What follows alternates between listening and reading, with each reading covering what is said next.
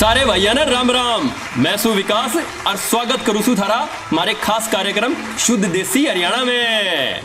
भाई हरियाणा की तो बातें न्यारी हो से, देशा में प्रदेश हरियाणा जित दूध दही का खाना। भाई हरियाणा की तो वाक्य में न्यारी बात है यार, देसी बोली देसी टोरा है, न्यारी बात तो है। और हरियाणा की बात करें तो विकास भाई रुकिए, मैं भी हूँ इस शो का एंकर। अच्छा हाँ ठीक से भूल गया था मैं। और आप हैं ताऊ की तरह एक्सपर्ट। ठीक से भाई यो से मारी गिला भाई एंकर नवीन। खबर थमने यो बड़ी और उससे भी बड़ी खबर पढ़ का बताओगा। नमस्कार, मैं हूं नवीन कुमार सोरान और आप देख रहे हैं शुद्ध देसी हरियाणा। चलिए बात करते हैं ताजा तरीन हरियाणा की खबरों की। भाई कति करेंगे, पर मैंने एक बात बता नवीन। क्या बात? भाई जे कोई अपने खेत में धान लावे तो उसने क्या कहेंगे, और जे वह धान प्राकृतिक आपदा में खराब हो जा फिर उसने क्या कहेंगे? देखो, फसल लगाने वालों किसान कहेंगे हम, और अगर फसल खराब होती है तो उसको प्राकृतिक आपदा। लॉक कर दूं, पर तेरा जवाब से गलत। कैसे? भाई जे खेत में धान लग जा और धान लगानी हो तो उसने कहेंगे पापी। क्यों? हाँ, और जे वह खबर लिख रहा है यार मेरे मुंह ते, जब वह फसल खराब हो जा तो उसने क्या कहेंगे? राहुल गांधी। ऐसा क्यों? चौक गया ना। किसने कही? यह बात मैं नहीं कह रहा, यह बात तो कहने लग रहे हैं। कौन कहने लग रहा है? सुन ले तू भी। सुनाइए। जो राजपूत ये हरियाणा के मेरी भूमि में आया था, आके खेती लगा रहा। जिस दिन खेती लगाया उसी दिन हरियाणा के पूरे जमीन डूब गया मेरे मित्रों। हमारे किसानों का प्रदेश है और किसान को कल्याण के लिए नाटक करने के लिए, ड्रामा करने के लिए आया है। भगवान ईश्वर भी नहीं सहन कर पाया और पूरा हरियाणा को धो डाला इस पाप से। जो हरियाणा पाप के साथ नहीं जाने वाले, सुन रहे हो क्या जी? हरियाणा पापियों के साथ नहीं जाने वाला। तो सुन ली तने? सुन ली। कैसे नेता हैं जो राजनीतिक दिवस के चलते ऐसे बयानबाजी करते हैं? ये बिल्कुल सही नहीं है भाई, गलत तो है। तो चलिए खबरों में आगे बढ़ते हैं और आपको बताते हैं कि हरियाणा में बाबू हड़ताल पर हैं। बाबू हड़ताल पे? जी। किसका बाबू? वो काड़ू का, भूरे का, ओमी का, नहीं। लिल्लू का? नहीं, मैं उस बाबू की बात नहीं कर रहा हूँ। अच्छा ये समझ गया। I was so intelligent and I am know you are talking about सोना बाबू। नहीं, मैं बात कर रहा हूँ हरियाणा में चल रही कलरक की हड़ताल की, जिसको सरकार सुलझाने का नाम भी नहीं ले रही है। अच्छा समझ गया। मैं तो उतरे स्वाद लेने लग रहा था। हाँ, तभी कह रहे थे आई वाज सो इंटेलिजेंट। तो बता फिर क्यों है आगे? चलिए इनको छोड़िए, बात करते हैं हरियाणा कलरक हड़ताल की। करीब 1.5 लाख कलरक हरियाणा में हड़ताल पर चल रहे हैं। जय तो साका उतर रहा भाई, हड़ताल पे चल रहे हैं। तो इससे नुकसान तो होने लग रहा होगा। इससे नुकसान ये हो रहा कि राजस्व से लेकर आरसी, ड्राइविंग लाइसेंस तक के जो कार्य थे सरकारी, वो फिलहाल बंद पड़े हैं। सही कहे जय थे यार, मैं भी कई दिन तंडल लग रहा हूँ। किस लिए? वो लाइसेंस बनवाना था मैंने भी यार। कई साल हो गए साइकिल पर धक्के खाने लग रहा था, गोडे दुखन लगे। सोचा मोटरसाइकिल बनवा ली, ले ली, मतलब लाइसेंस बन गया तो मोटरसाइकिल लेकर अपने गाँव में टोरे तांडूंगा। अरे यार घने साल मतलब साइकिल पोली दुखी हो रहा हूँ मैं, लाइसेंस नहीं बनने लग रहा है मेरा। ऐसा नहीं है, हरियाणा में जो कलरक हड़ताल पर चल रहे हैं उनकी एक मांग है कि वो 19,400 में अपना गुजारा नहीं कर सकते। अच्छा, यह बात से? हाँ, भाई बात तो सही कह रहे हैं कति। बिल्कुल। लेकिन इन दोनों की बात बनती नजर नहीं आ रही, क्योंकि जहां पर कलरक अपनी मांग पर अड़े हुए हैं वहीं पर सरकार भी अपनी बात पर अड़ी हुई है। अच्छा, यो पेच फंस रहा है। हाँ, ये पेच है इनका। जाए तो रोला मतलब बीच में अटक रहा है यो। बिल्कुल। तो ये कि मेरा समाधान तो होना चाहिए यार। समाधान तो जब दोनों आपस में बैठकर बात करेंगे उसी बारे में हो सकती है। और तो और इस मामले पर राजनीति भी बड़े स्तर पर हो रही है। तो किसने क्या कह दी? जो आपके हरियाणा प्रभारी हैं सुशील गुप्ता, उन्होंने कहा है कि वो संसद में हरियाणा जो कलरक है उनके पे ग्रेड का मुद्दा उठाएंगे। सारे के सारे क्लर्क हड़ताल के प्रबंधक, उनकी एसोसिएशन की मांग है कि वहाँ पे 19,000 रुपये का पे ग्रेड दिया जाए, जबकि 35,400 रुपये का पे ग्रेड दिल्ली, चंडीगढ़ और पंजाब में दिया जाए। उन सब की मांग है कि वो पे ग्रेड उनको मिले। जो मौका मिला तो मैं संसद के अंदर भी ये बात उठाऊंगा। अच्छा। फिर और ये क्लर्क क्या कहने लग रहे हैं? क्लर्क एक बात पर उखड़े हुए हैं। उनका कहना है कि जो उनके ऊपर इल्जाम लगाया गया कि क्लर्क सिर्फ डायरी को इधर से उधर करते हैं, उस बात पर वो गुस्सा हो गए और उन्होंने कहा कि अगर हम डायरी को इधर से उधर करते हैं तो सरकार को किस बात का नुकसान हो रहा है। हमारी कार्य समीक्षा की जाए, हमारा वर्कलोड देखा जाए। जब हम पहले हुआ करते थे तो क्लर्क सिर्फ एक मैनुअल काम करते थे, हमारे पास एक कैश बुक होती थी, एक वो बिल होता था जो बिल बुक होती थी, हम सिर्फ मैनुअल बिल बनाया करते थे।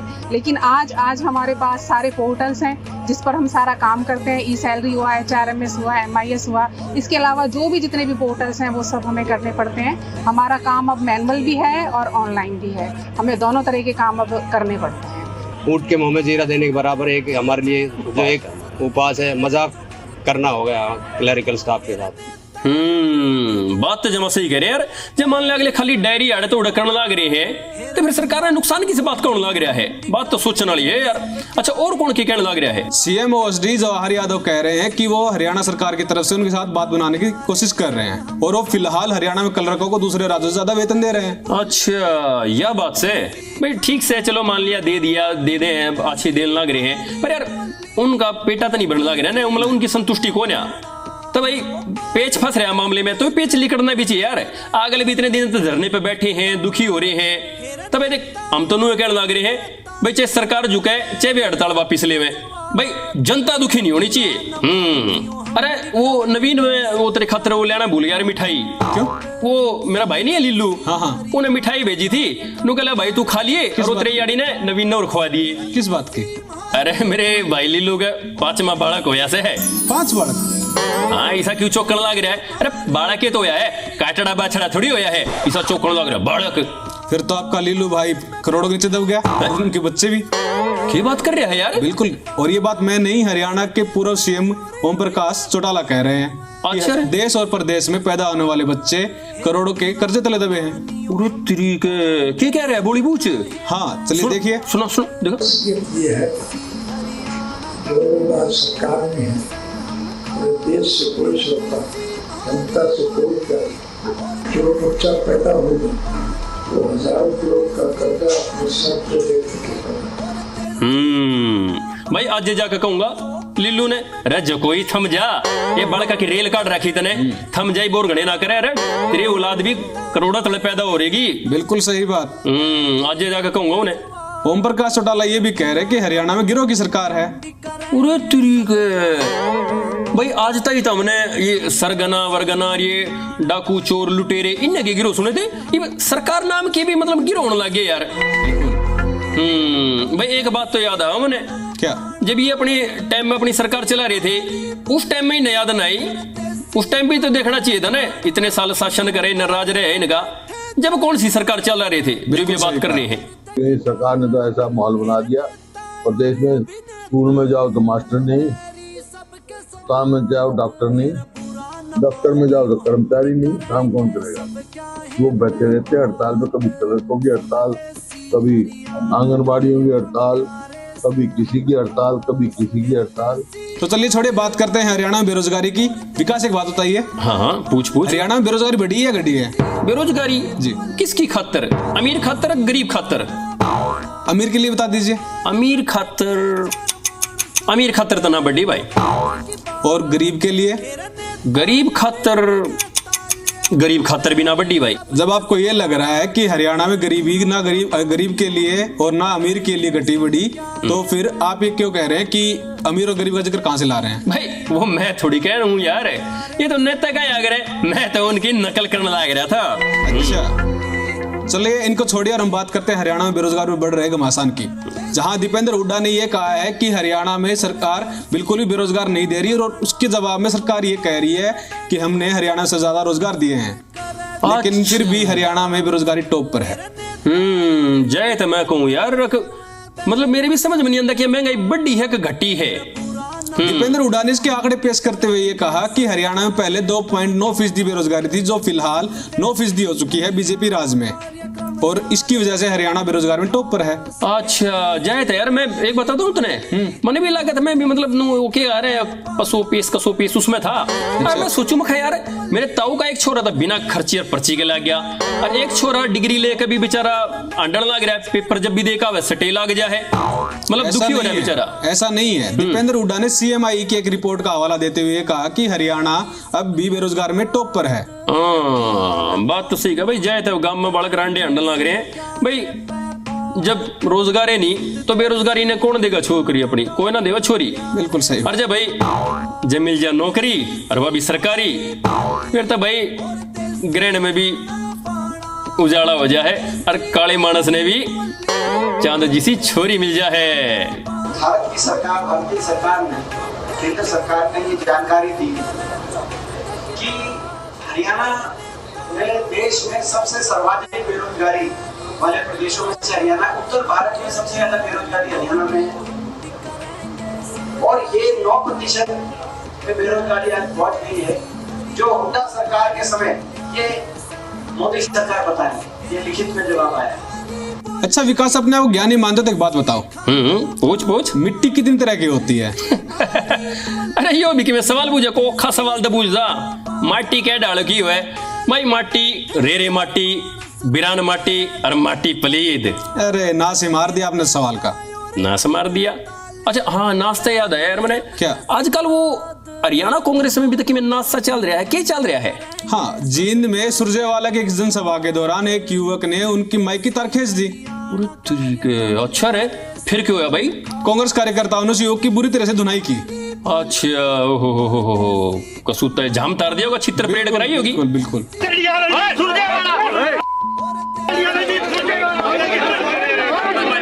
अच्छा नू बताइए होया क्या खातिर, क्या बात हुई है रोड़ा?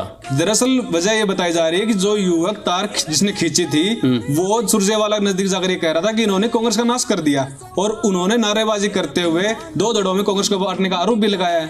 ओहो भाई, बात तो सही हो रही है।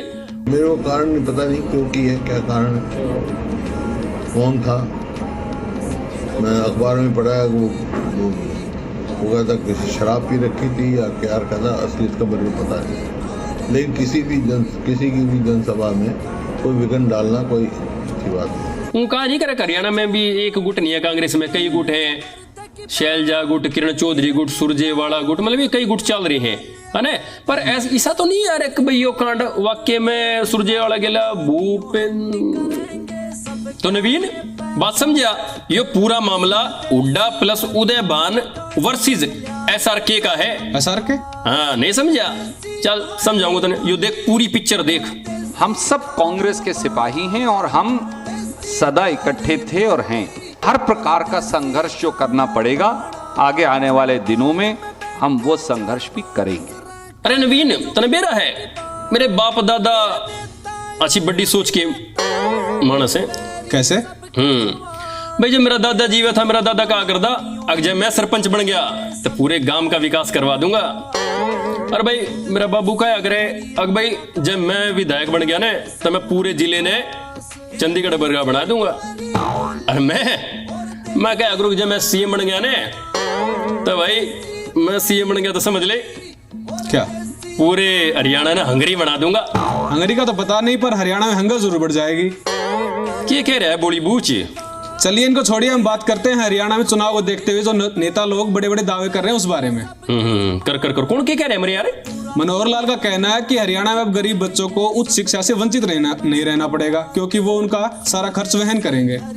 अच्छा, अरे उच्चतर शिक्षा ने तो छोड़ मरे यार, ये जो सरकारी स्कूलों में बालक पढ़ने लग रहे हैं उनके हालत सुधार ला वो बहुत है। तने बेरा है किते बेंच नहीं है, किते 4 दीवारी नहीं, बालक बेरा कितने बिरान हो रहे हैं, कितने नरे घटना लग रहे हैं बालक सरकारी स्कूलों में। अच्छा, और बात करें उच्चतर शिक्षा की, चल छोड़ी ना, और कौन क्या कह रहा है वो। लेकिन इसके अलावा पूर्व CM भूपेंद्र सिंह हुड्डा का कहना है कि वो हरियाणा में सरकार बनते ही किसानों के लिए अलग से बीमा योजना लागू करेंगे।